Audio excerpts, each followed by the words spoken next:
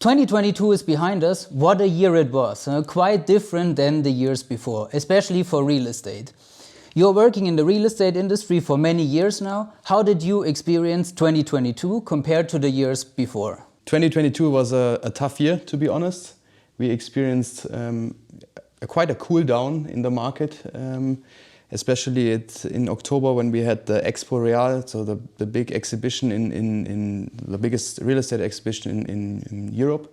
And you felt it there that a lot of people are nervous and are not sure what to do.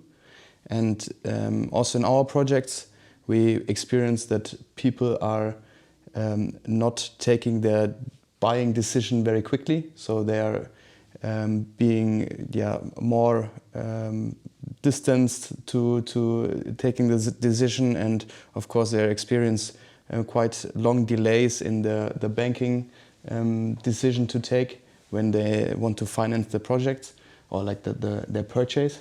So it was a tough year, but at the end we also felt that people are taking the situation as it is right now, and I think we all know that it's not getting back to what we had 5 years ago with like 0% interest rate or 0.5 or whatever. So like the in negative way toxic interest rates. Do you think that was necessary? Because we talked about this real estate bubble, and we'll talk about it later on, for many years now. Do you think this cool down was inevitable at some point? I think so, yes, to be honest. So because in the past we had the interest rates, which helped the people to take the decision in buying real estate.